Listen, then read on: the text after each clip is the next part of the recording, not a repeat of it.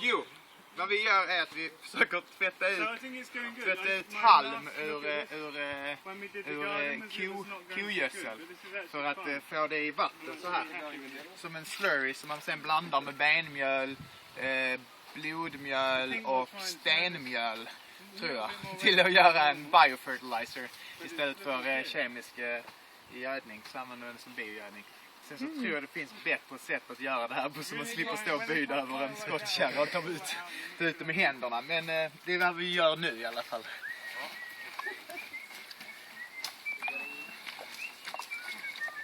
Och jag försöker få ut själva bajset och få kvar så mycket av liksom strån som möjligt. Själva halmen. So Richard, now Morgan told me about this. Would you just describe what you're doing here in the rest? What we're doing, we're making an intensive NPK replacement. We're using fresh cow's milk and fresh cow manure, which is rich in particular sets of bacteria. We're giving broad spectrum nutrients through molasses and rock dust. And we're inoculating it with a nitrogen-rich, bacteria-rich slurry, which we're going to add bread yeast to as well, and molasses as a broad-spectrum mineral.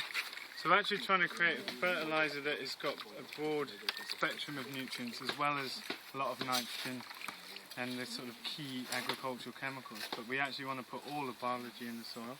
It's an anaerobic digest, so this is going to get sealed. And we're going to put a bubble, almost like making wine, and we're going to leave it for 3 months to ferment, and it will turn into like a golden amber liquid, and then we'll dilute that 1 to 20 and use that in our bio-intensive zone 1 area to replace the minerals that we're mining by growing annual vegetables.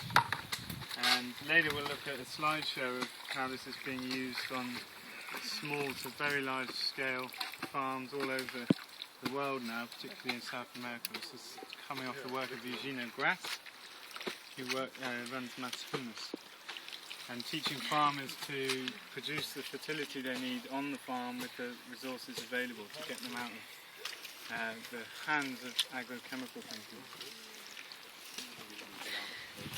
So we're taking straw out and trying to keep as much of the manure as possible. I'd go for. So the compost that they're working with behind, you're gonna use that also inside? Yeah, that's our 18-day Berkeley compost. It's a rich inoculant for the soil. Half the mat of that pile is going to be living microorganisms, thousands of different species, and millions of organisms per gram. And so we're turning nutrients by getting the right ratios to allow this biological burning to happen. We are allowing nutrients to be made available to plants held in colloidal solution in a humic acid-rich environment where they can be assimilated by plants easily in the topsoil. Will we combine these two in No. This is a sort of very useful strategy for intensive zone 1 building soil and maintaining and inoculating soil life. We're using biology to synthesize minerals in this fertilizer, but it's not going to be the biology we're putting in the soil. We're using the ruminating bacteria from the cow's gut and the cow's manure. We could use the actual rumen, the actual stomach of the cow that contains those bacteria, if we could get that.